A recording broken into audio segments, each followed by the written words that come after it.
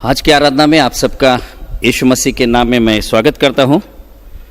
और इस समय में हम लोग शुरुआत की प्रार्थना करेंगे। इस प्रार्थना में हमें अगुवाई करेंगे रेवरेंड गणेश बर्वे जी। आपण प्रार्थना करूया। प्रेमळ आणि कृपाळू देव बापा, आम्ही तुझ्या मनापासून आभार मानतो। आजचा दिवस तू आमच्या आयुष्याला दिलेला आहे। मागील आठवडाभर आमच्यासोबत तू राहिलास। आमच्या जाण्यामध्ये, आमच्या येण्यामध्ये, आमच्या विचारांमध्ये, आमच्या कामकाजामध्ये तू आम्हाला मदत केली, आमचं मार्गदर्शन केलं। त्यासाठी परमेश्वर आम्ही तुझ्या मनापासून आभार मानतो। मागील आठवडाभराचे आमचे कष्ट आणि परिश्रम तू आशीर्वादित केले, त्याचं प्रतिफळ तू आम्हाला दिलंस। त्यासाठी प्रभू आम्ही तुझ्या मनापासून आभार मानतो। तू आम्हाला शक्ती, बुद्धी, आरोग्य दिलंस, त्यासाठी प्रभू आम्ही तुझ्या मनापासून आभार मानतो। परमेश्वरा, आजच्या या शब्दात दिवशी, पवित्र दिवशी तुझी भक्ती करत असताना तुझ्या सर्व आशीर्वादांची आम्ही आठवण करतो। त्यासाठी परमेश्वर आम्ही तुला धन्यवाद देतो, तुझी स्तुती करतो। परमेश्वरा, विशेष करून तुझे मनापासून आभार मानतो की तू आमच्यावर प्रेम करतोस, आमची काळजी घेतोस, आमच्या सुखादुखात तू आमच्या सोबत राहतोस। सर्व परिस्थितीचा सामना करायला तू आम्हाला हिंमत आणि बळ देतो। त्यासाठी परमेश्वरा आम्ही तुझ्या मनापासून आभार मानतो। परमेश्वरा, तुझ्या मंदिरामध्ये आलो असताना आम्ही तुझ्या सर्व आशीर्वादांची आठवण करतो, तुझ्या चांगुलपणाची, तुझ्या दयेची आणि कृपेची आठवण करतो। त्या सर्वांसाठी प्रभू आम्ही तुला धन्यवाद देतो। विशेष करून प्रभू परमेश्वरा, राहायला जे घर तू आम्हाला दिलेलं आहेस, आमच्या जाण्या येण्यासाठी जे वाहन तू आम्हाला दिलेलं आहेस, आमच्या उपयोगाच्या वस्तू तू आम्हाला दिलेल्या आहेस, वेगवेगळ्या ठिकाणी नोकरीची, सेवेची संधी तू आम्हाला दिलेली आहेस, त्यासाठी प्रभू आम्ही तुझ्या मनापासून आभार मानतो। परमेश्वरा, जो परिवार तू आम्हाला दिलेला आहेस, त्यासाठी प्रभू आम्ही तुझ्या मनापासून आभार मानतो। तू आम्हाला शांती, आनंद दिलेला आहे, त्यासाठी प्रभू आम्ही तुझ्या मनापासून आभार मानतो। परमेश्वरा, तू आम्हाला आरोग्य दिलेलं आहेस, त्यासाठी प्रभू आम्ही तुझ्या मनापासून आभार मानतो। परमेश्वरा, तुझ्या सर्व आशीर्वादांची आठवण करून आम्ही तुला धन्यवाद देतो। विशेष परमेश्वरा, जे आमच्या आईवडिलांनी आमचं लहानपणापासून संगोपन केलं, आमचं पालन पोषण केलं, आम्हाला लहानाचं मोठं केलं, त्यांची आम्ही आठवण करतो आणि त्यांच्यासाठी प्रभू आम्ही तुला धन्यवाद देतो। परमेश्वर, आम्ही शाळा कॉलेजेसमध्ये असताना ज्यांनी आम्हाला शिकवलं, त्या सर्व टीचरची आम्ही आठवण करतो, त्यासाठी प्रभू आम्ही तुला धन्यवाद देतो। आम्ही आजारी असताना ज्यांनी आमचे औषधोपचार केले, त्या सर्व डॉक्टर, नर्सेसची आम्ही आठवण करतो, त्यासाठी प्रभू आम्ही तुला धन्यवाद देतो। विशेष परमेश्वरा, आम्ही संकटामध्ये असताना, आम्ही अडचणीमध्ये असताना, हरवलो असताना, बहकलो असताना प्रभू ज्यांनी आमचं मार्गदर्शन केलं, ज्यांनी आम्हाला हिंमत दिली, ज्यांनी आम्हाला प्रोत्साहन दिलं, त्या सर्वांची प्रभू आम्ही आठवण करतो आणि त्या सर्वांसाठी प्रभू आम्ही तुला धन्यवाद देतो। प्रभू परमेश्वर, आम्ही खरोखर तुला धन्यवाद देतो। सध्याच्या परिस्थितीमध्ये प्रभू आम्हाला चर्चमध्ये जाता येत नाही, परंतु परमेश्वरा, तू पर्यायी व्यवस्था तू आम्हाला दिलेली आहेस। ऑनलाईन पद्धतीने परमेश्वरा तुझी भक्ती करण्याची संधी तू आम्हाला दिली, त्यासाठी प्रभू आम्ही तुझ्या मनापासून आभार मानतो। परमेश्वरा, जे तंत्रज्ञानाचं गिफ्ट तू आम्हाला दिलेली आहेस, त्यासाठी प्रभू आम्ही तुझ्या मनापासून आभार मानतो। प्रार्थना करतो परमेश्वरा, अशाच प्रकारे ह्या तंत्रज्ञानाच्या द्वारे आम्ही तुझी भक्ती करावी, तुझी स्तुती करावी आणि सुवार्तेचा प्रसार करावा, म्हणून तू आम्हाला सहायता आणि मदत कर। पुन्हा एक वार परमेश्वरा, तुझ्या सर्व आशीर्वादांबद्दल, तुझ्या दयेबद्दल आणि कृपेबद्दल आम्ही तुला धन्यवाद देतो आणि प्रार्थना करतो प्रभू, आजची ही भक्ती तू आशीर्वादित कर आणि या भक्तीद्वारे परमेश्वरा आम्हाला तुझी स्तुती करता येईल, तुझं गौरव करता येईल, म्हणून प्रभू परमेश्वरा तू आम्हाला सहायता आणि मदत कर। या ऑनलाईन पद्धती भक्तीमध्ये परमेश्वरा जे सहभागी होत आहेत, त्या सर्वांना परमेश्वरा तुझा आशीर्वाद लाभू दे, तुझी दया आणि कृपा दृष्टी होऊ दे। येशू आमचा प्रभू याच्या नावाने प्रार्थना करतो, म्हणून तू ऐक। आमेन। इस समय में हम लोग प्रेज वर्शिप में जाएंगे और मैं विनती करूंगा saint Thomas church new colony Nagpur के यूथ को कि वो हमारे लिए परमेश्वर की महिमा के लिए कुछ गीत गाए।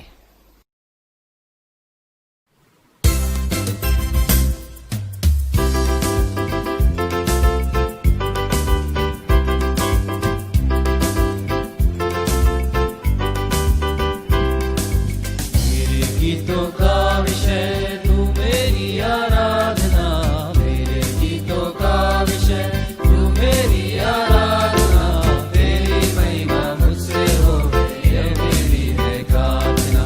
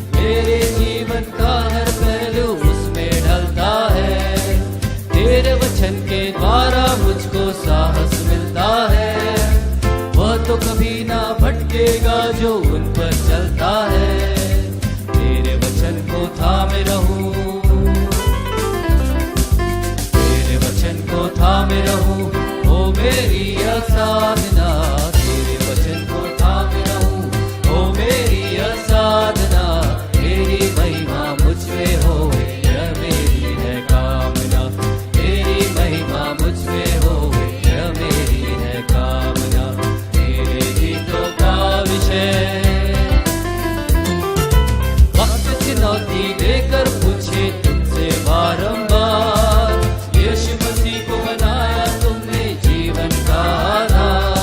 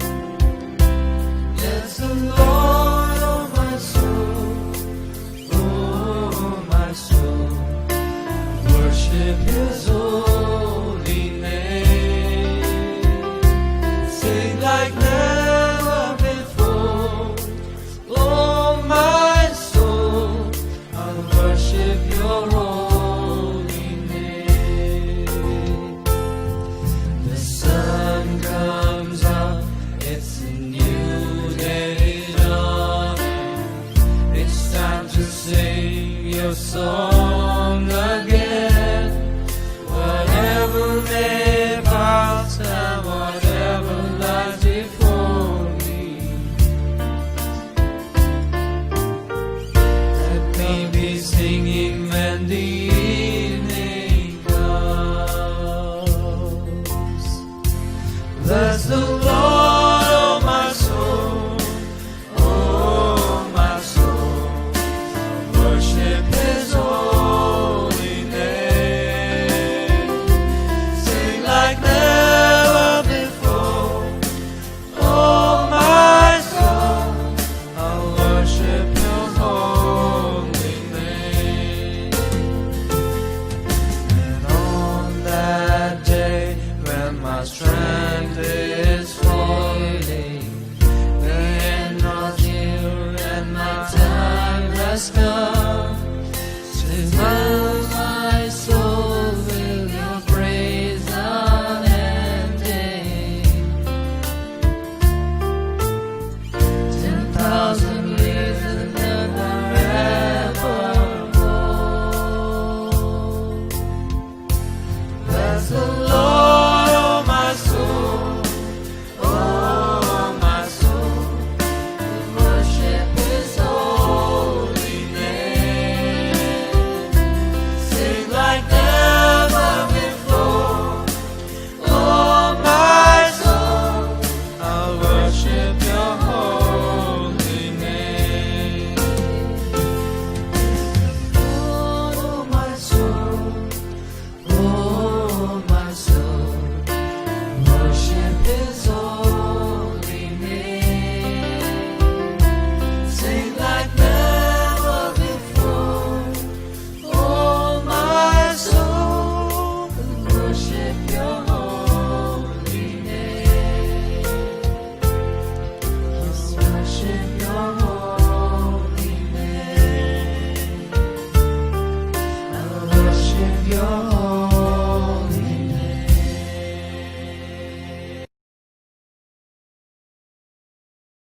पेज नंबर 162 से हम आज की आराधना को शुरुआत करेंगे और प्रभु यीशु मसीह का अनुग्रह, परमेश्वर का प्रेम और पवित्र आत्मा की सहभागिता आप सबके साथ हो। सब मिलकर प्रार्थना करेंगे। सर्वशक्तिमान परमेश्वर, आपके सन्मुख सबके हृदय खुले हैं। आप सबकी अभिलाषाओं को जानते हैं और आपसे कोई भी भेद छिपा नहीं है। अपने पवित्र आत्मा की प्रेरणा से हमारे हृदय के विचारों को शुद्ध कीजिए ताकि हम आपसे पूर्ण रूप से प्रेम करें और योग्य रीति से आपके पवित्र नाम की स्तुति करें, हमारे प्रभु यीशु मसीह के द्वारा। आमीन। स्वर्ग में परमेश्वर की महिमा और पृथ्वी पर उसके लोगों को शांति। हे प्रभु परमेश्वर, स्वर्गीय राजा, सर्वशक्तिमान पिता परमेश्वर, हम आपकी आराधना करते, आपको धन्यवाद देते और आपकी महिमा के कारण आपकी स्तुति करते हैं। हे प्रभु यीशु मसीह, परमेश्वर पिता के एकलौते पुत्र, हे प्रभु परमेश्वर, हे परमेश्वर के मेमने, आप जगत का पाप उठा ले जाते हैं, हम पर दया कीजिए। आप पिता की दाहिने और विराजमान हैं। हमारी प्रार्थना स्वीकार कीजिए, क्योंकि आप ही पवित्र है, आप ही प्रभु है, आप यीशु मसीह पवित्र आत्मा के साथ परमेश्वर पिता की महिमा में परम उच्च है। आमीन।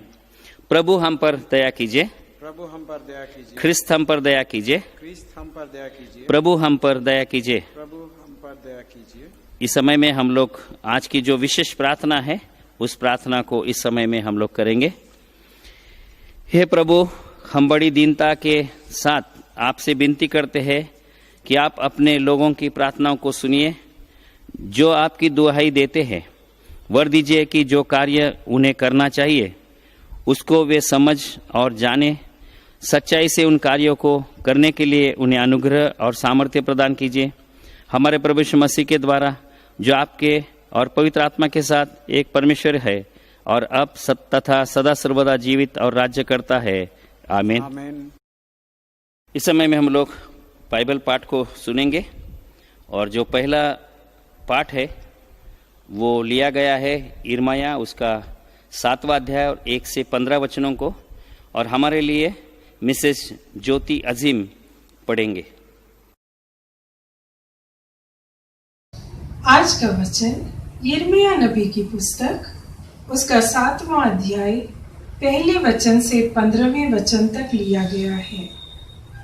मंदिर में यिर्मयाह का प्रवचन। जो वचन यहोवा की ओर से यिर्मयाह के पास पहुंचा वह यह है, यहोवा के भवन के फाटक में खड़ा हो और यह प्रचार कर और कह, हे सब यहूदियों, तुम जो यहोवा को दंडवत करने के लिए इन फाटकों से प्रवेश करते हो, यहोवा का वचन सुनो। सेनाओं का यहोवा जो इज़राइल का परमेश्वर है यूं कहता है, अपनी अपनी चाल और काम सुधारो, तब मैं तुमको इस स्थान में बसे रहने दूंगा। तुम लोग यह कहकर झूठी बातों पर भरोसा मत रखो, यही यहोवा का मंदिर है, यही यहोवा का मंदिर, यहोवा का मंदिर।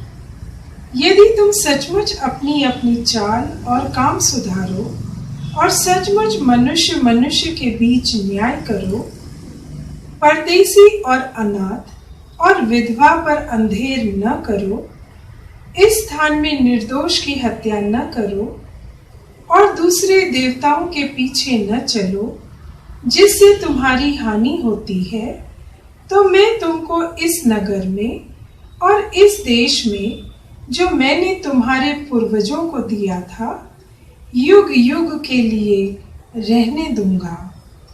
देखो, तुम झूठी बातों पर भरोसा रखते हो जिनसे कुछ लाभ नहीं हो सकता।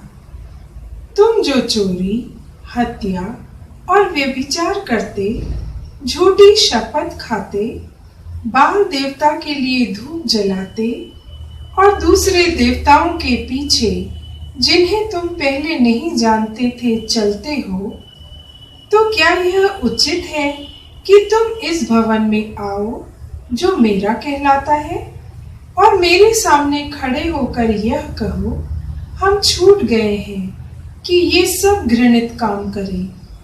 क्या यह भवन जो मेरा कहलाता है तुम्हारी दृष्टि में डाकुओं की गुफा हो गया है?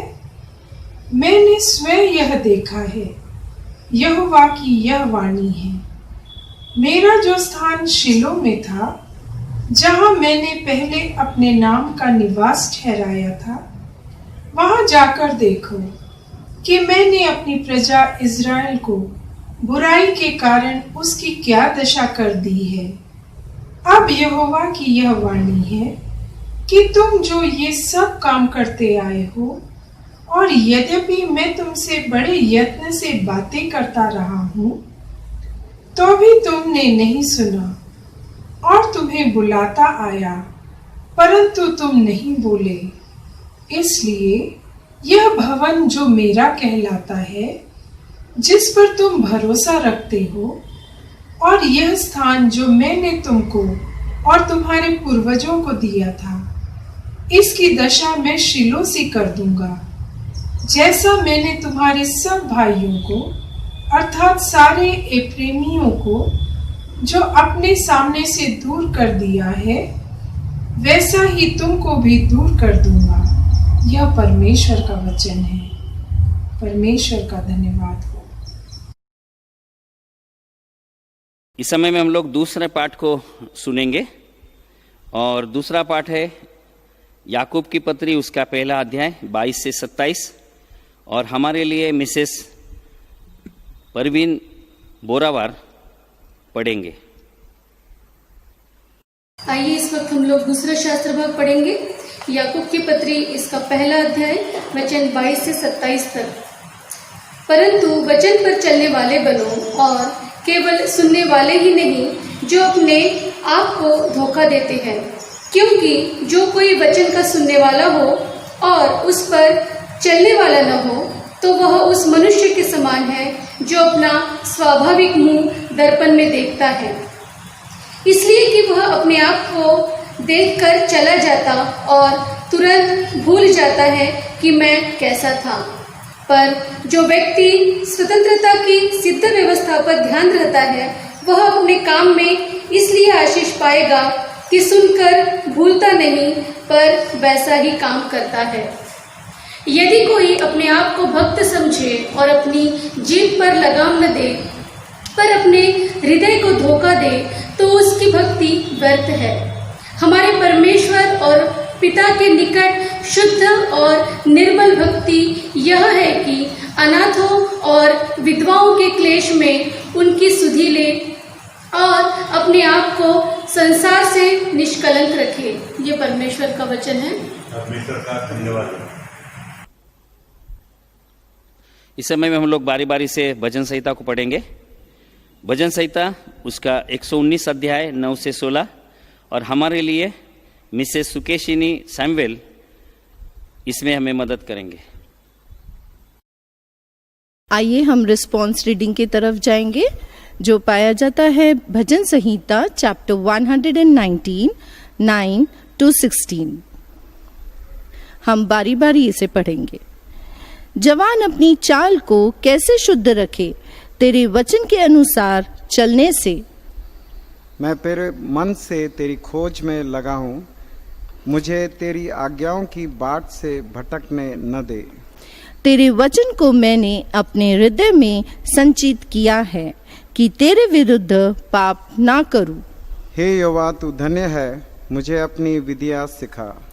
तेरे मुंह से निकले सब नियमों का वर्णन मैंने अपने होठों से किया है। मैं तेरी चितौनियों के मार्ग से मानो सब प्रकार के धन से हर्षित हुआ हूँ। मैं तेरे उपदेशों पर मनन और तेरे मार्गों पर ध्यान करूंगा। मैं तेरी विधियों से आनंदित होऊंगा और तेरे वचन को न भूलूंगा।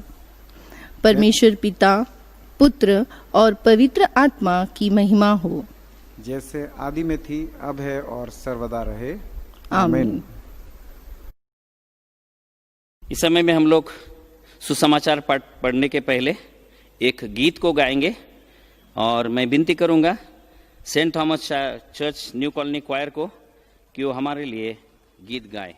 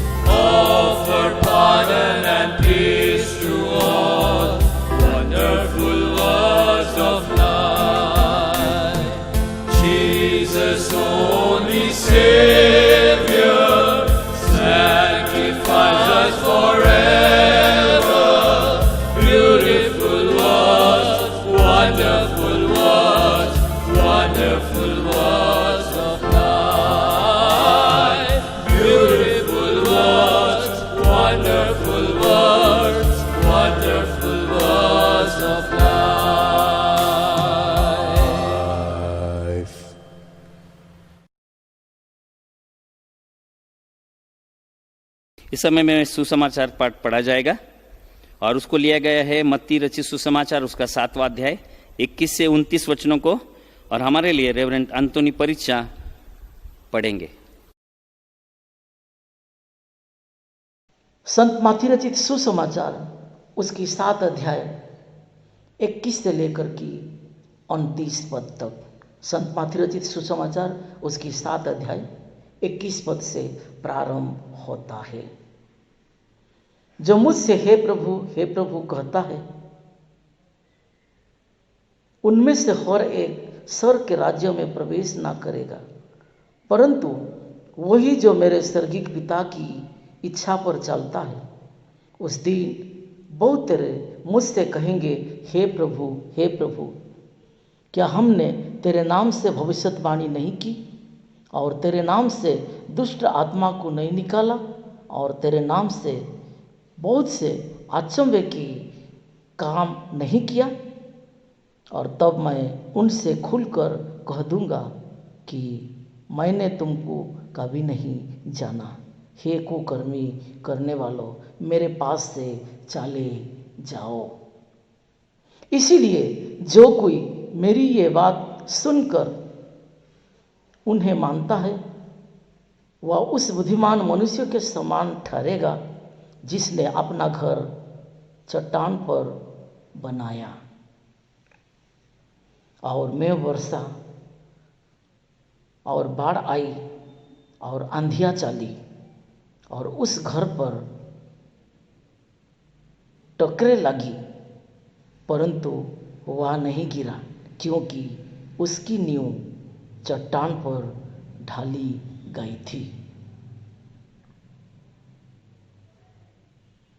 और जो कोई मेरी ये बात सुनता है और उन पर नहीं चलता, वह उस निर्बुद्धि मनुष्य के समान ठहरेगा जिसने अपना घर बालू पर बनाया, और मेघ वर्षा और बाढ़ आई और आंधियाँ चली और उस पर टकरे लगी और वह गिरकर सत्यानाश हो गया।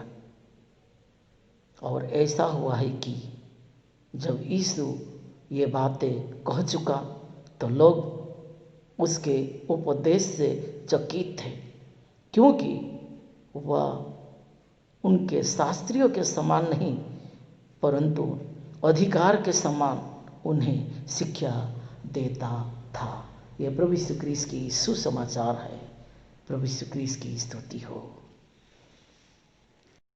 इस समय में हम लोग परमेश्वर के वचनों से संदेश को सुनेंगे, और मैं विनती करूंगा कि रेवरेंड गणेश बर्वे हमें परमेश्वर के वचन से परमेश्वर का संदेश सुनाएं।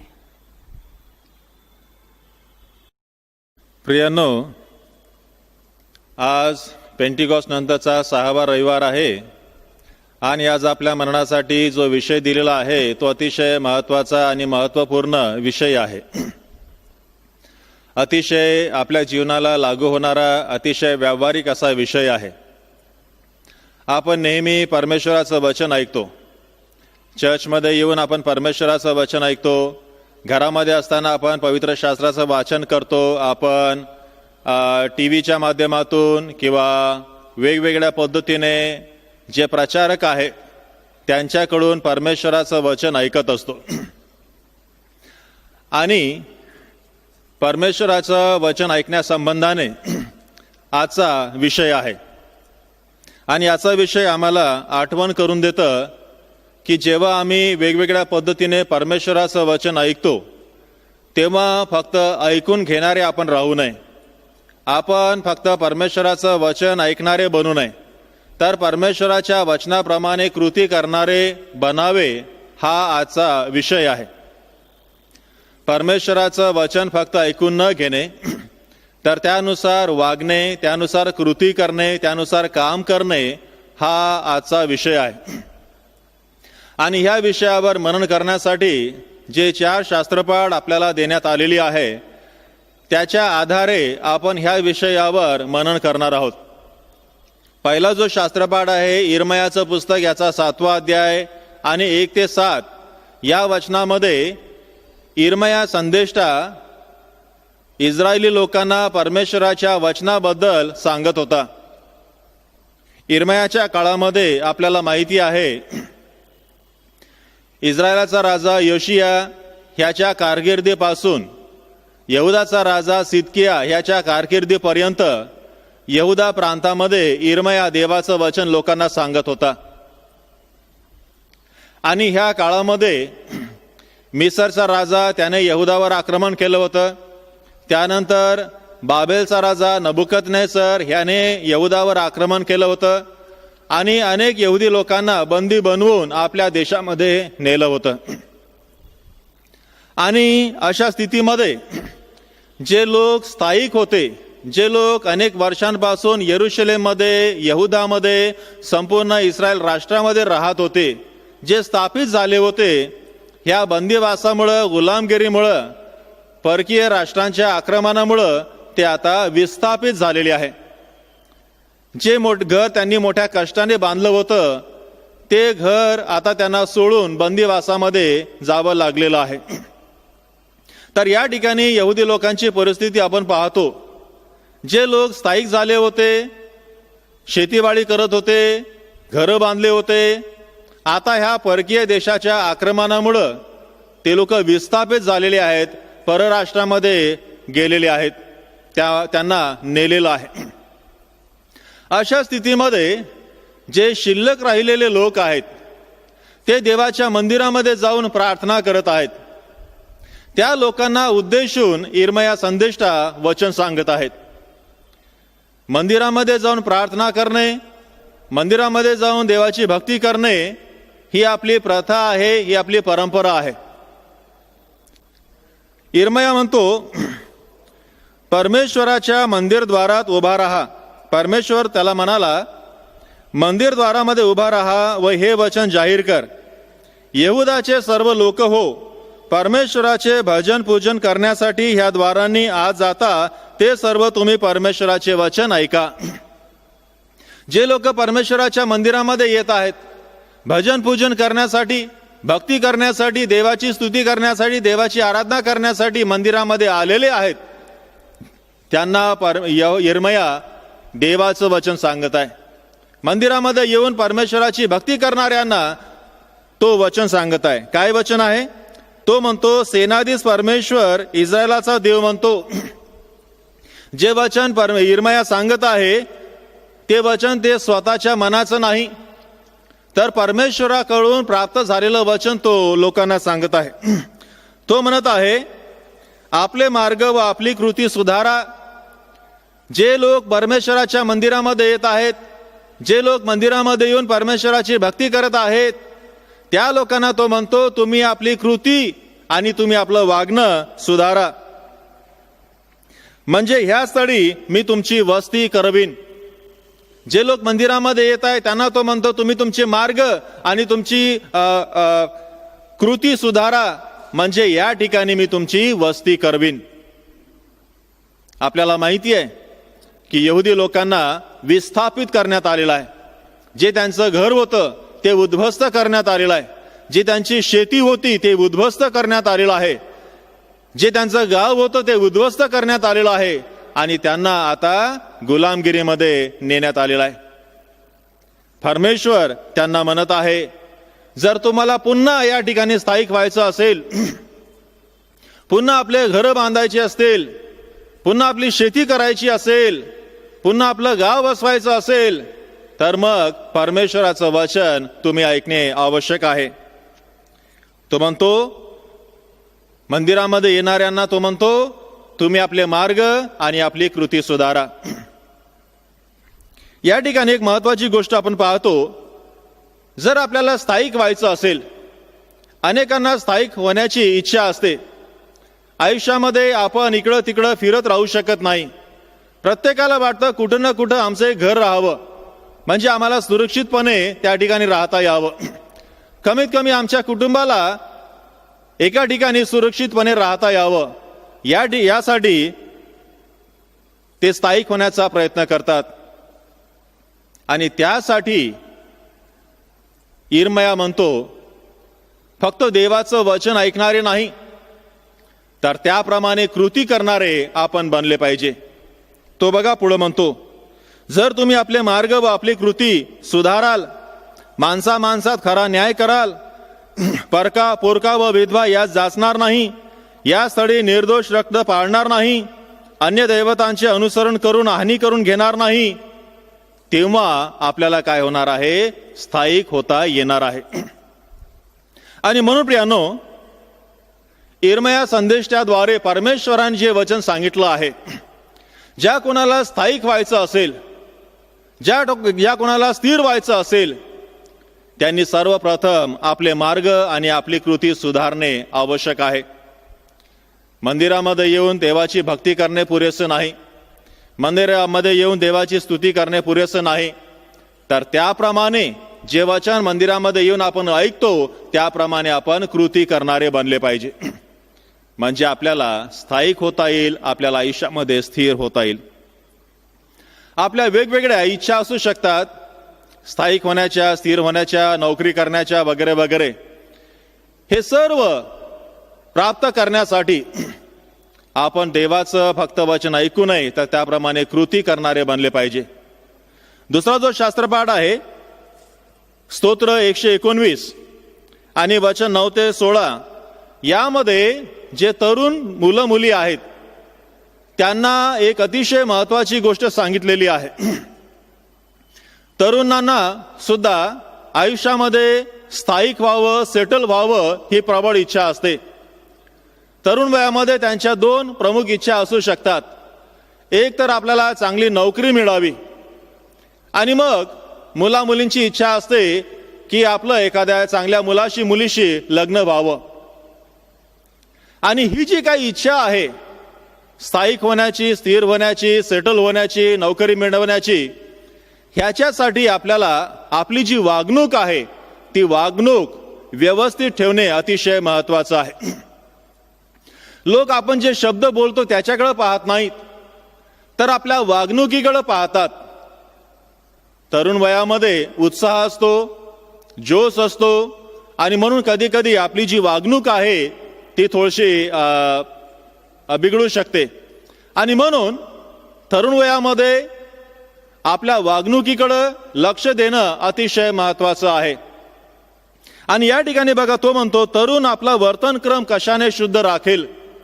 एक प्रश्न त्या ठिकाणी उपस्थित केलेला आहे की जे तरुण मुलं मुली आहेत, जे नोकरीच्या शोधामध्ये आहेत, आयुष्यामध्ये सेटल होण्याचा प्रयत्न करत आहेत, त्यांनी वेगवेगळ्या ठिकाणी अर्ज केला असेल, नोकरीच्या शोधामध्ये असेल, आणि नोकरीच्या ठिकाणी काम करत असताना आपल्याला आपली जी वर्तणूक आहे ती शुद्ध ठेवण्याची गरज आहे, म्हणजे चांगली ठेवण्याची गरज आहे. समजा आपली वागणूक चांगली नसेल तर काय होईल? आपल्याला कदाचित कामावरून कमी करण्यात येण्याची शक्यता असते. आणि म्हणून ज्या ठिकाणी आपण काम करतो त्या ठिकाणी आपली वागणूक चांगली असणे अतिशय आवश्यक आहे. तर या ठिकाणी जे दोन शास्त्रपाठ आहे ते आपण पाहिलेले आहे, इर्मयाचं पुस्तक आणि नीतिसूत्र स्तोत्र, यामध्ये आपण पाहतो ज्या काही आपल्या इच्छा असतील त्या पूर्ण करण्यासाठी, जे काही आपलं ध्येय असेल ते प्राप्त करण्यासाठी आपल्याला फक्त शब्द ऐकणारे नाही, तर त्याप्रमाणे कृती करणारे बनावं लागणार आहे. जो तिसरा शास्त्रपाठ आहे याकोबाचे पत्र, याचा पहिला अध्याय, यामध्ये अतिशय महत्वाची गोष्ट सांगितलेली आहे की जेव्हा आम्ही कृती करतो, जेव्हा आम्ही काम करतो, त्या संबंधाने या ठिकाणी सांगितलेलं आहे. आम्ही परमेश्वराचं वचन ऐकतो आणि त्याप्रमाणे काम करतो, त्याप्रमाणे कृती करतो, त्याप्रमाणे वागतो. परंतु वागत असताना, कृती करत असताना, काम करत असताना आपण आपल्या मनाने, आपण आपल्या मर्जीने काम करू शकत नाही, आपण आपल्या मनाने वागू शकत नाही. तर जे नियम दिलेले असतात त्या नियमाप्रमाणे आपल्याला वागायचं असतं. आणि हीच गोष्ट याकोबाने त्याच्या पत्रामध्ये सांगितलेली आहे. तो म्हणतो 25वे वचन, पहिला अध्याय, स्वातंत्र्याच्या परिपूर्ण नियमाचे निरीक्षण करून जो तसे करीत राहतो तो ऐकून विसरणारा न होता कृती करणारा होतो. स्वातंत्र्याच्या परिपूर्ण नियमाचे निरीक्षण करून त्याप्रमाणे जो करतो, त्याप्रमाणे जो राहतो, त्याप्रमाणे जो वागतो, तो कृती करणारा आहे. जर आपण एखाद्या ऑफिसमध्ये कामाला आहे, आपण आपल्या मनाने काम करू शकत नाही.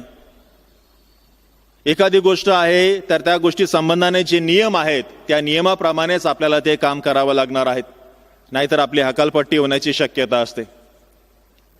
आणि म्हणून या ठिकाणी याकोब म्हणतो, स्वातंत्र्याच्या परिपूर्ण नियमाचे निरीक्षण करून, निरीक्षण करणे म्हणजे अभ्यास करणे किंवा अध्ययन करणे किंवा त्याकडे लक्ष केंद्रित करणे.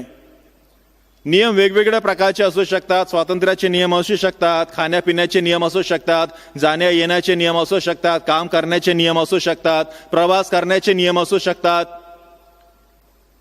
ज्या कोणत्या गोष्टी आपल्याला करायच्या आहेत, जे काही आपला उद्देश आहे, जो काही आपला उद्देश आहे, ते करत असताना त्याकडे लक्ष लावण्याची गरज आहे. आणि हीच गोष्ट या ठिकाणी तो सांगतो. निरीक्षण करणे म्हणजे त्या कामाकडे, त्या कृतीकडे लक्ष लावणे. आपण आपल्या मनाने करू शकत नाही. इंग्रजीमध्ये ज्याला जॉब डिस्क्रिप्शन म्हटलं जातं, जे काय काम करायला आपल्याला सांगितलं जातं त्या करण्यासंबंधाने नियम पण लावून दिलेले असतात आणि त्या नियमाप्रमाणे त्या चाकोरीमध्ये राहून आपल्याला काम करायचे असतात. आणि म्हणून आपण फक्त शब्द ऐकणारे नाही, देवाचं वचन ऐकणारे नाही, तर त्याप्रमाणे काम करणारे, त्याप्रमाणे कृती करणारे, त्याप्रमाणे राहणारे, त्याप्रमाणे वागणारे आपण बनले पाहिजे. आणि बघा काय होतं जेव्हा आपण कृती करतो, जेव्हा आपण फक्त एका कानाने ऐकून दुसऱ्या कानाने सोडून देत नाही, तर ऐकून ते ग्रहण करतो, आत्मसात करतो, त्याप्रमाणे राहतो, काम करतो, तेव्हा बघा काय आशीर्वाद मिळतो आपल्याला. तेव्हा तो म्हणतो कृती करणारा होतो व त्याला आपल्या कार्यात धन्यता मिळते. जो फक्त ऐकून न घेता त्याप्रमाणे आचरण करतो, त्याप्रमाणे कृती करतो, त्याला धन्यता मिळत असते. धन्यता ह्याला जर आपण मूळ भाषेमध्ये जर आपण पाहिलं, इब्री भाषेमध्ये जर त्याचा अर्थ पाहिला तर त्याचा अर्थ होतो आनंद. तर या ठिकाणी याकोब जे काही म्हणतो त्याला धन्यता मिळते म्हणजे नेमकं काय मिळतं, तर त्याला आनंद मिळतो, त्याला शांती मिळते.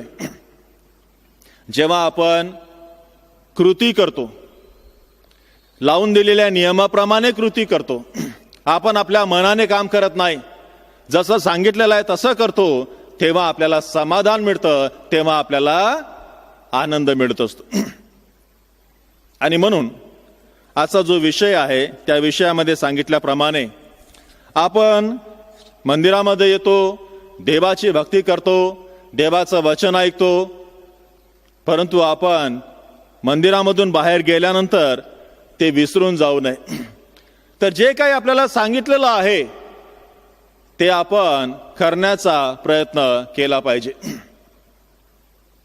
एक महत्वाची गोष्ट आपल्याला नेहमी सांगण्यात येते, आपण देवाच्या आशीर्वादाचा अनुभव घेतलेला आहे, परंतु त्याबद्दल आपण चर्चमधून बाहेर जाताना किती लोकांना साक्ष देतो. आपण चर्चमध्ये येऊन निरंतर भक्ती तर करतो, चांगल्या प्रकारे भक्ती करतो, परंतु बाहेर जाऊन आपण साक्ष देतो काय? साक्ष देणे म्हणजे कृती आहे. आणि म्हणून जेव्हा आपण साक्ष देतो तेव्हा आपण कृती करणारे बनत असतो. 14 जो शास्त्रपाठ आहे मत्तयाचं शुभवर्तमान, या ठिकाणी येशू ख्रिस्त डोंगरावर आहे, त्या ठिकाणी शिष्य आहेत आणि त्या ठिकाणी मोठा लोकसमुदाय जमलेला आहे. आणि त्यांना येशू ख्रिस्त एक गोष्ट सांगत आहे. तो म्हणतो, मला प्रभूजी प्रभूजी असे म्हणणाऱ्या प्रत्येकाचा स्वर्गाच्या राज्यात प्रवेश होईल असे नाही. अनेकांची इच्छा असते की स्वर्गाच्या राज्यामध्ये आपला प्रवेश व्हावा. वेगवेगळ्या प्रकारची आपली इच्छा असू शकते. आपल्याला नोकरी मिळण्याची आपली इच्छा असू शकते, परदेशामध्ये जायला मिळावं ती आपली इच्छा असू शकते, स्वर्गाच्या राज्यामध्ये प्रवेश मिळावा ही इच्छा असू शकते. वेगवेगळ्या प्रकारच्या आपल्या इच्छा असू शकतात. परंतु फक्त प्रभूजी प्रभूजी म्हणणाऱ्यांची, मंदिरामध्ये येऊन भजन पूजन करणाऱ्यांची देवाच्या राज्यामध्ये प्रवेश होणार नाही. तर मग कुणाचा प्रवेश होईल? तर या ठिकाणी तो म्हणतो, तर जो माझ्या स्वर्गीय पित्याच्या इच्छेप्रमाणे वागतो त्याचा प्रवेश होईल. जो देवाच्या इच्छेप्रमाणे वागतो त्याचा स्वर्गाच्या राज्यामध्ये प्रवेश होईल. केवळ स्वर्गाच्या राज्यामध्ये नाही, तर पहिल्या शास्त्रमाळामध्ये सांगितल्याप्रमाणे जर आपल्याला स्थायिक होण्याची इच्छा असेल आणि ती इच्छा जर देवाच्या इच्छेला जुळलेली असेल, जी काही आपली इच्छा आहे देवाच्या इच्छेला अनुसरून असेल, आपल्याला एखादा मोठा अधिकारी बनायचा असेल आणि त्यामध्ये देवाची इच्छा असेल, देवाला ते मान्य असेल, आपण एक मोठा अधिकारी बनावं, आपण उंच व्हावं, ही देवाची इच्छा असेल तर ते शक्य होईल. परंतु त्यासाठी आपल्याला देवाची इच्छा माहीत होणे आवश्यक आहे. माझ्या जीवनासाठी जे काही उद्देश मला प्राप्त करायचे आहे त्यामध्ये देवाची काय इच्छा आहे हे जाणून घेणे अतिशय महत्वाचे आहे. जसं सुरुवातीला मी सांगितलं, जर आपल्याला एखाद्या ठिकाणी नोकरी मिळालेली आहे, एखादं काम करायला सांगितलेलं आहे, तर ते आपण स्वतःच्या मनाने जसं पाहिजे तसं करू शकत नाही. त्या कामासंबंधाने जे नियम आहे त्याप्रमाणेच आपल्याला ते काम करावं लागणार आहे. तरच आपल्याला काय प्राप्त होते? यश प्राप्त होते. हीच गोष्ट या ठिकाणी सांगितलेली आहे. स्वर्गाच्या राज्यामध्ये प्रवेश करणे असो, मोठा अधिकारी बनणे असो, परदेशामध्ये जाऊन अभ्यास करणे असो, आपल्याला देवाच्या इच्छेप्रमाणे राहणं अतिशय महत्वाचं आहे. आणि म्हणून केवळ प्रभूजी प्रभूजी म्हणणाऱ्यांचा नाही, तर देवाची इच्छाप्रमाणे काम करणाऱ्यांचा स्वर्गाच्या राज्यात म्हणा किंवा इतर कोणत्या ठिकाणी म्हणा प्रवेश होत असतो. पुन्हा एक वार आम्ही परमेश्वराचे मनापासून आभार मानतो. देवाने आपल्याला ही वेळ दिलेली आहे. देवाने जरी आज आपण चर्चमध्ये जाऊन मंदिरामध्ये जाऊन भक्ती करू शकत नाही, परंतु ऑनलाईन पद्धतीने आपण घरामध्ये बसून देवाचं वचन ऐकत आहोत, देवाची भक्ती करत आहोत, भक्तीमध्ये सहभागी होत आहोत. पुन्हा एक वार परमेश्वर आपल्याला आठवण करून देत आहेत. आपण नेहमी देवाचं वचन ऐकतो, परंतु त्याप्रमाणे आपण कृती करणारे बनले पाहिजे. जर आपल्याला आयुष्यामध्ये स्थिर व्हायचं असेल, जर आपल्याला आयुष्यामध्ये स्थायिक व्हायचं असेल, जर आपल्याला आयुष्यामध्ये सफल व्हायचं असेल, नोकरी मिळवायची असेल, आपल्या कौटुंबिक जीवनामध्ये यशस्वी व्हायचं असेल, सुखी समाधानी राहायचं असेल, वेगवेगळ्या आपल्या इच्छा असतील, हे सर्व पूर्ण करत असताना आपण देवाची इच्छा काय आहे हे जाणून घेण्याचा प्रयत्न केला पाहिजे. परमेश्वराचे आपण आभार मानूया की पुन्हा त्याने एक वार आपल्याला आठवण करून दिलेली आहे की आपण फक्त ऐकणारे नाही, कल्पना करणारे नाही, स्वप्नामध्ये राहणारे नाही, तर प्रत्यक्षात कृती करणारे बनावे. म्हणजे हे जे आशीर्वाद आजच्या शास्त्रपाठामध्ये सांगितलेले आहेत ते सर्व आशीर्वाद आपल्याला प्राप्त करता येईल. प्रभू परमेश्वर आम्हाला सहायताने मदत करो आणि आपण केवळ ऐकणारे नाही तर त्याप्रमाणे कृती करणारे बनावं, ह्यासाठी आपल्याला सहायताने मदत करो. प्रभू परमेश्वर आपल्याला आशीर्वाद देवो. आमेन. इस समय में हम लोग जो प्रेरितों का विश्वास वचन है उसको हम सब लोग मिलके पढ़ेंगे. मैं सर्वशक्तिमान पिता, स्वर्ग और पृथ्वी के सृष्टिकर्ता परमेश्वर पर विश्वास करता हूँ. मैं उसके एकलौते पुत्र हमारे प्रभु यीशु मसीह में पर विश्वास करता हूँ. वह पवित्र आत्मा के सामर्थ्य से गर्भ में आए और कुमारी मरियम से जन्मे. उन्होंने पंतुस पिलातुस के शासन में दुख भोगा. वह क्रूस पर चढ़ाए गए, मारे और गाड़े गए और मृतक लोक में से उतरे. तीसरे दिन वह जी उठे. वह स्वर्ग पर चढ़ गए और पिता के दाहिने ओर विराजमान हुए. वह जीवित और मृतों का न्याय करने को फिर आएंगे. मैं पवित्र आत्मा पर, पवित्र सार्वत्रिक कलीसिया पर, संतों की संगति, पापों की क्षमा, देह के पुनरुत्थान और शाश्वत जीवन पर विश्वास करता हूँ. आमीन. इस समय में हम लोग विशेष गीत को सुनेंगे और मिस्टर सैमसन जोनाथन हमारे लिए इस विशेष गीत को हमारे लिए प्रस्तुत करेंगे.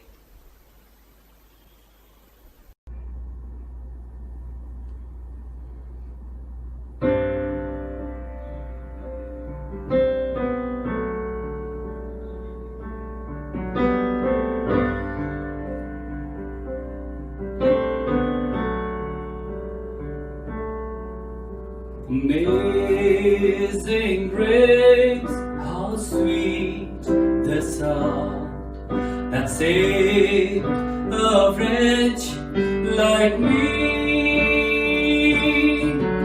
I once was lost, but now I'm found. 'Twas blind, but now I see. 'Twas grace that taught my heart to fear, and grace my fears relieve. How precious did that grace appear, the hour I first believed. My chains are gone, I've been set free. My God, my Savior has ransomed me, and like a flood, His mercy reigns. Amazing love, amazing grace.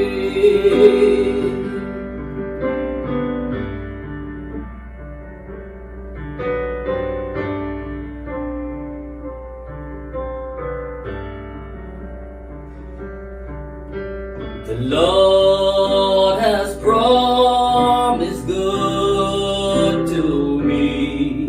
His word, my hope secure. He will my shield and portion be, as long as life endures. My chains are gone, I've been set free.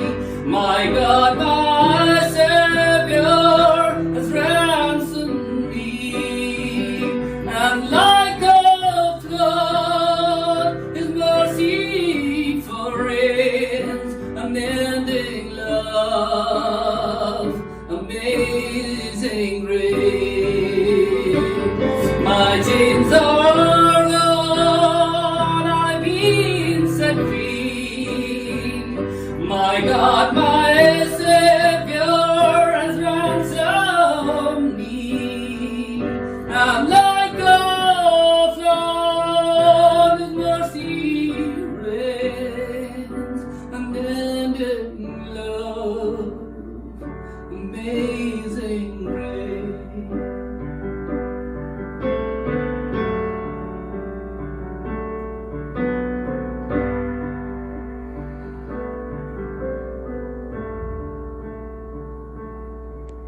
The earth shall soon dissolve like snow.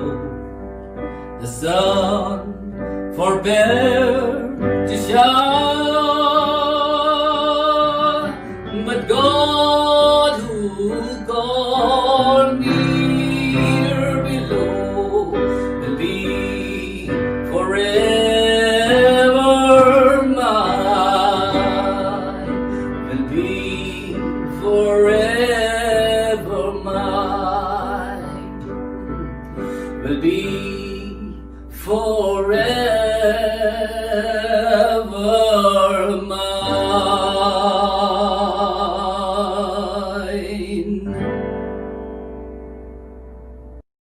इस समय में हम लोग सूचनाओं को सुनेंगे और हमारे बीच में हमारे डायसिस के सेक्रेटरी मिसेस रचना सिंह है, वो हमारे लिए सूचना देंगे। I greet you in the precious name of our Lord and Savior Jesus Christ. Church of North India Nagpur धर्मप्रांत की ऑनलाइन रविवार्य आराधना 12 जुलाई 2020, 12th July 2020. The theme for today is Be doers, not merely hearers of the word. विषय है वचन के केवल सुनने वाले नहीं परंतु कर्ता बनो। The 6th Sunday after Pentecost. प्रार्थना निवेदन।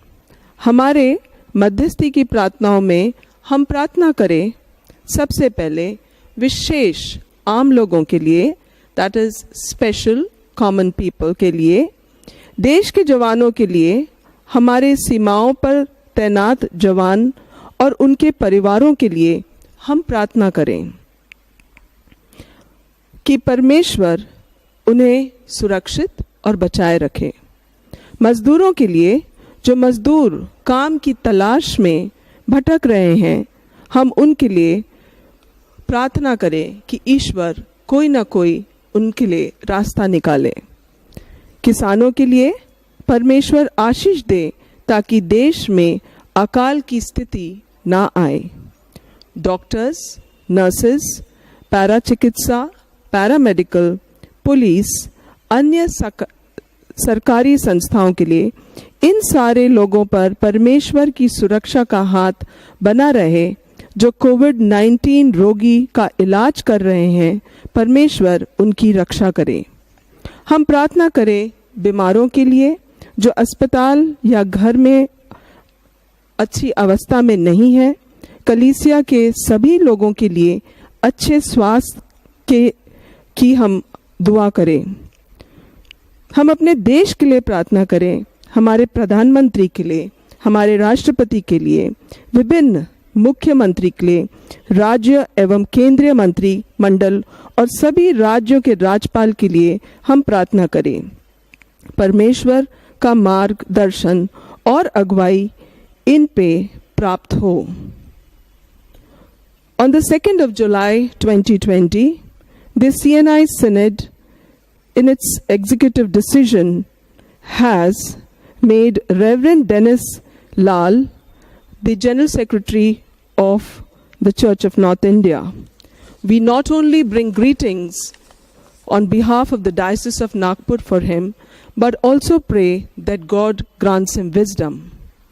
At the same time, we pray for all the office bearers of the Church of North India, the Executive Committee of the CNI Synod, that God grants them wisdom and understanding.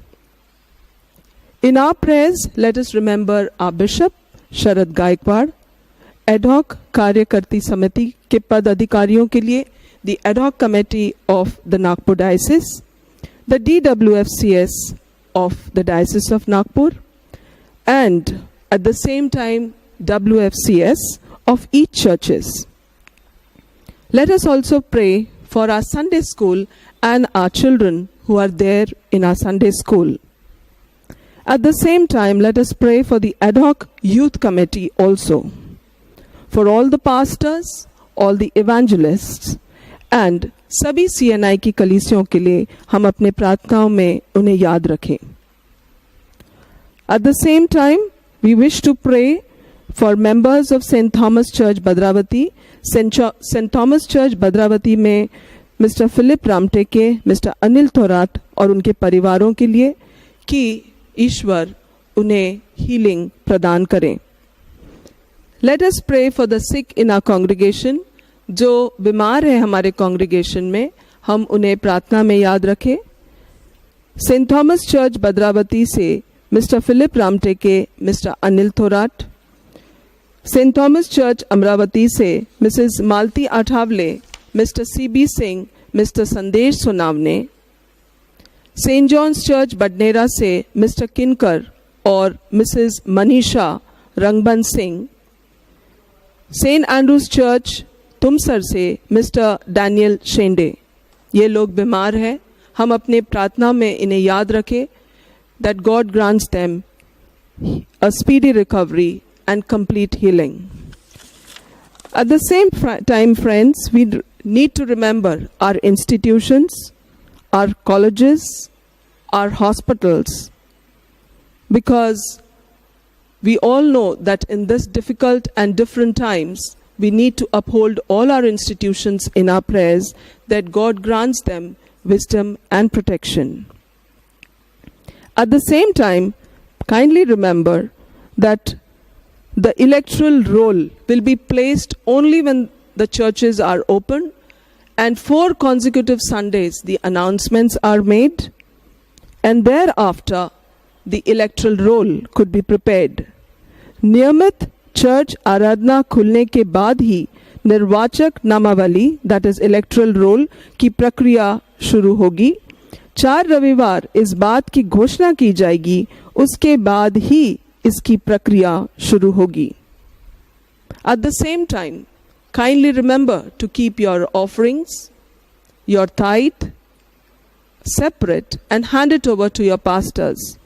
आप जब भी कभी कोई collection करते हैं birthdays के या कोई मैरिज एनिवर्सरीज के, at the same time tithe के एनवलप्स आप ज़रूर अपने पासबानों को ये चीज़ हैंड ओवर करें, because we all know that we are going through difficult and different times.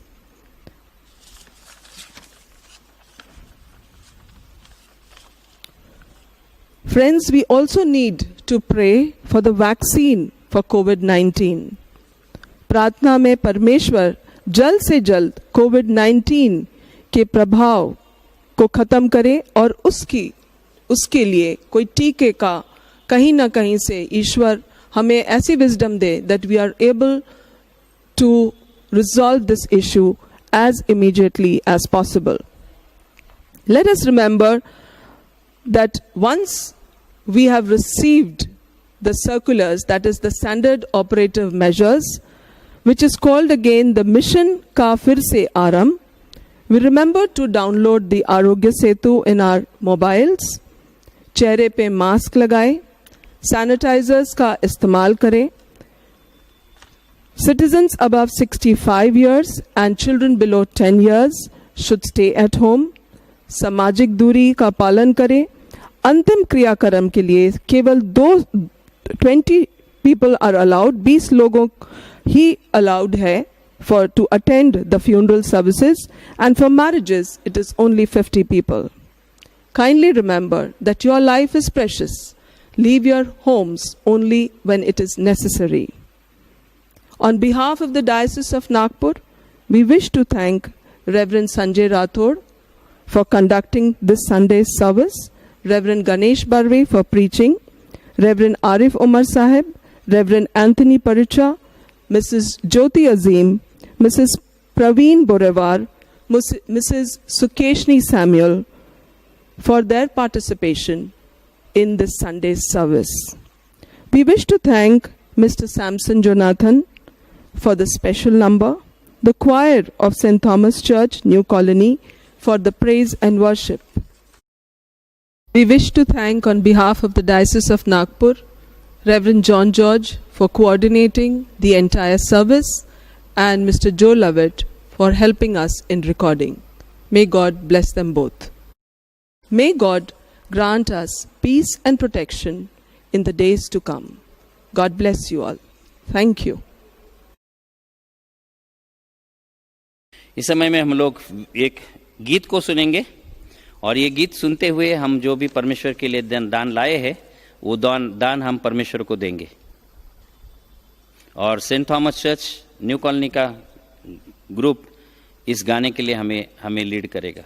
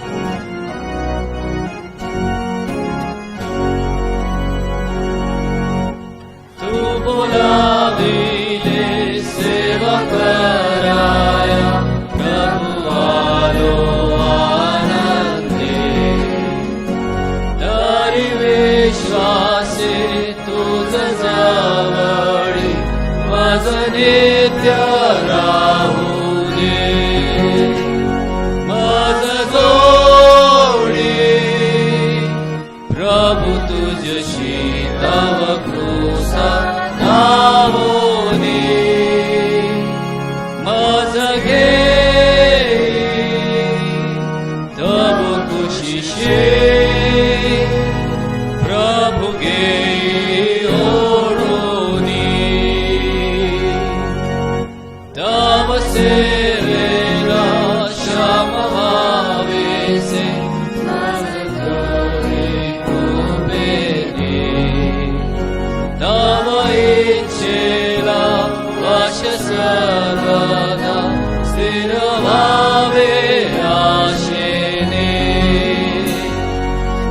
माझ जोडी प्रभु तुझशी तव क्रूसा लावोनी माझ घेरी तव कुशीशी प्रभु घे ओढोनी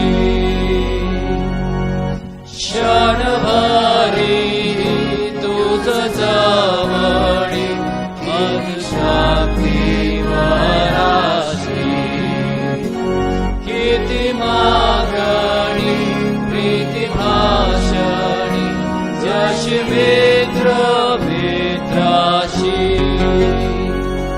माझ जोडी प्रभु तुझशी तव क्रूसा दाबोनी माझ घेरी प्रभु कुशीशी प्रभु घे ओढोनी तरी संपत्ती तव प्रीतीची इहलोकी कळेना भरती देशी सदनाताची ना मिळे स्वर्गाविना माझ जोडी प्रभु तुझशी तव क्रूसा लावोनी प्रभु घेरी तव कुशीशी प्रभु घे ओढोनी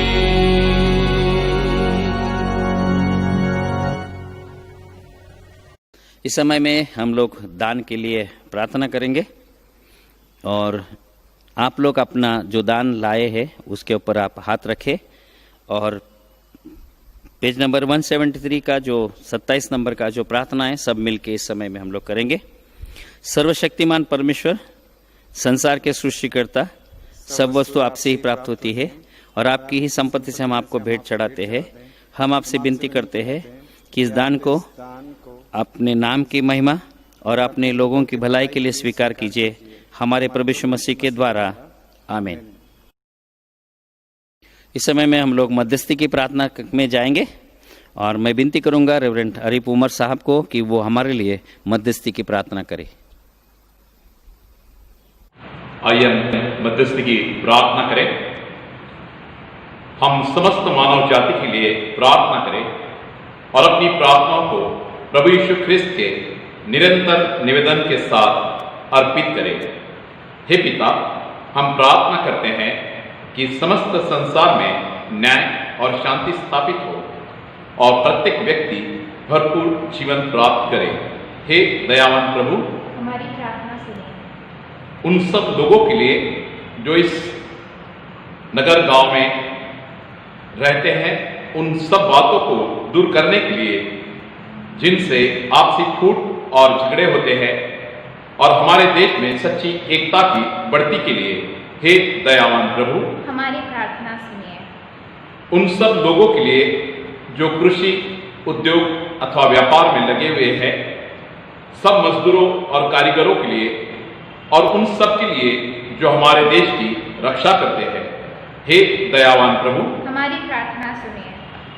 अध्यापकों और छात्रों, वैज्ञानिकों, लेखकों और कलाकारों और उन सब व्यक्तियों के लिए जो अन्य लोगों के विचारों और भावनाओं को प्रभावित करते हैं, हे दयावान प्रभु, हमारी प्रार्थना सुनिए।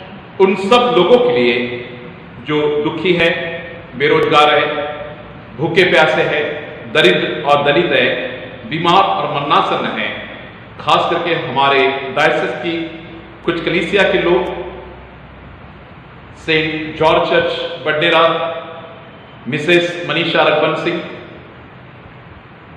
Mister Suresh Kinkar, all saints cathedral Nagpur church, mister EC Reghani, mister Vijay Aquila, missus Eliyamma Kurian, Saint Thomas church Amravati, mister CB Singh, missus Malti Athole, mister Sandesh Sonawane, Saint Thomas church Bhadravati, mister Aleem Thora, missus Ram Teke, Saint Andrew church Tumsar, mister Daniel Shende. परमेश्वर आपकी सामर्थ का स्पर्श इन्हें होने दीजिए, क्योंकि आप ही यहोवा राफा है। प्रभु यीशु, आपके कोड़े खाने से हमें चंगाई मिली, आपकी सामर्थ से इन्हें चंगाई दीजिए। और उन सब व्यक्तियों के लिए जो ऐसे लोगों की सेवा और सहायता करते हैं, हे दयावान प्रभु, हमारी प्रार्थना सुनिए।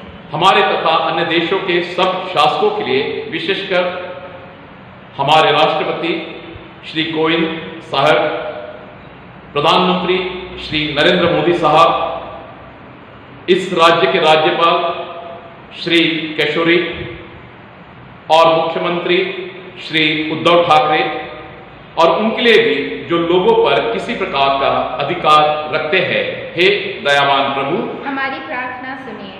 संपूर्ण मसीह समाज की एकता और मेलमिलाप के लिए और समस्त संसार में उनकी गवाही और सेवा कार्य के लिए, हे दयावान प्रभु, हमारी प्रार्थना सुनिए। भारत में आपकी समस्त कलीसिया के लिए, उसकी परिषदों तथा अगुओं, विशेषकर हमारे प्रमुख धर्माचार्य मॉडरेटर पीसी सिंह, दक्षिण भारत कलीसिया के प्रमुख धर्माचार्य मॉडरेटर थॉमस के ओमेन, मार्थमा कलीसिया के मेट्रोपॉलिटन फिलिपोस मार क्रिसोस्टम, हमारे धर्माचार्य बिशप शरद गायकवाड़, और नए नियुक्त किए हुए हमारे सीएनआई के जनरल सेक्रेटरी रेवरेंड डेनिस लाल, और उसी प्रकार से हमारे पुरोहित और आपकी कलीसिया के सब अन्य धर्म सेवकों के लिए कि वे सच्चाई और लगन से आपकी सेवा करें। हे दयावान प्रभु, हमारी प्रार्थना सुनिए।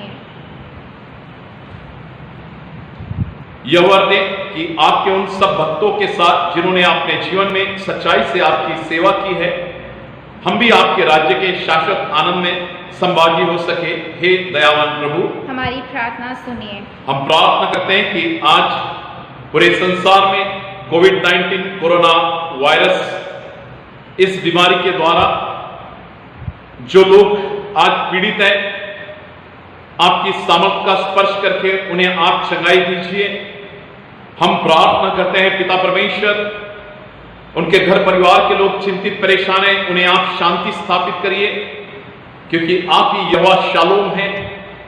हम प्रार्थना करते हैं उनकी सेवा में जितने भी डॉक्टर्स हैं, नर्सेस हैं, सफाई कामगार है, पुलिस है और पैरामेडिकल स्टाफ है, उन्हें भी आपकी सामर्थ का स्पर्श करिए, उनकी सेवा को आशीर्वादित करिए और उन्हें इन्फेक्शन से बचा के रखिए। हम प्रार्थना करते हैं उसी प्रकार से इस बीमारी को मात करने के लिए साइंटिस्ट डॉक्टर्स जो रिसर्च कर रहे हैं, उन्हें आप सफलता दीजिए कि इसकी मेडिसिन या वैक्सीन बन जाए। हे दयावान प्रभु, हमारी प्रार्थना सुनिए। हे स्वर्गीय पिता, अपने राज्य को शीघ्र प्रकट कीजिए और हमारी इन प्रार्थनाओं को सुनिए। हम आपके पुत्र, अपने प्रभु और उद्धारकर्ता यीशु मसीह के नाम से यह मांगते हैं, आमीन।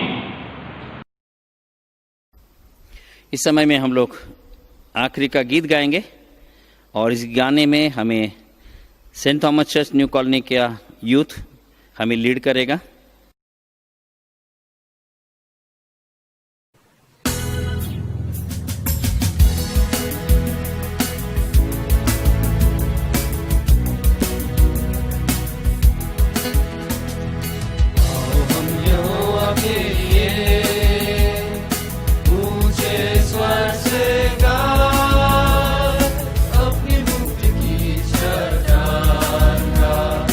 जय जयकार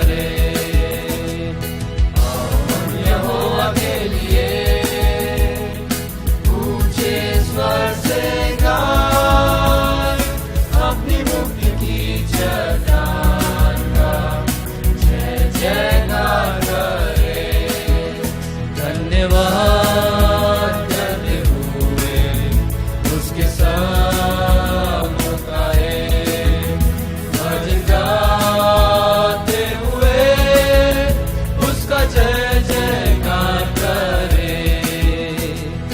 आओ हम यहोवा के लिए ऊंचे स्वर से गाएं, अपनी मुक्ति की चट्टान का जय जयकार करें। क्योंकि यहोवा महान ईश्वर है, सारे देवताओं के ऊपर महान राजा है। आओ हम यहोवा के लिए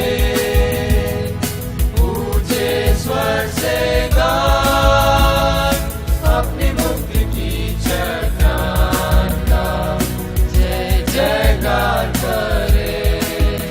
क्योंकि वो हमारा परमेश्वर है और हम उसकी प्रजा, उसके हाथी मेढ़े हैं। आओ हम यहोवा के लिए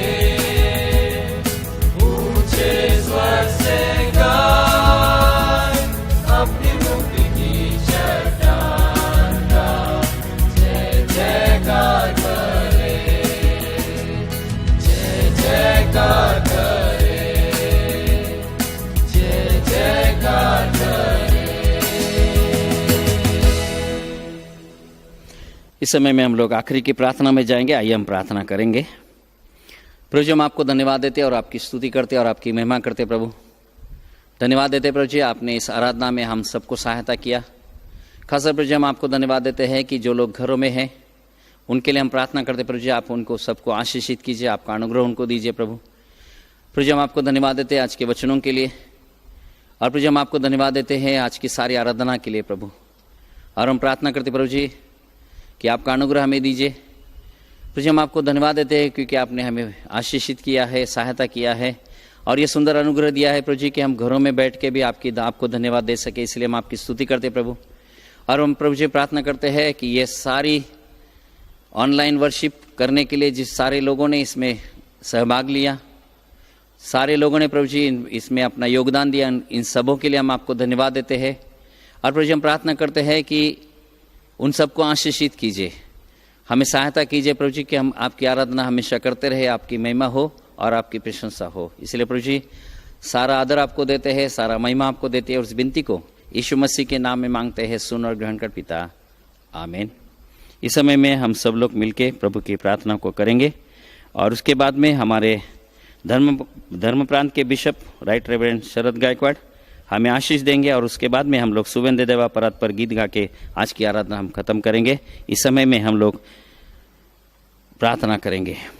हे हमारे पिता, तू जो स्वर्ग में है, तेरा नाम पवित्र माना जाए, तेरा राज्य आए, तेरी इच्छा जैसे स्वर्ग में पृथ्वी है वैसे पृथ्वी पर भी हो।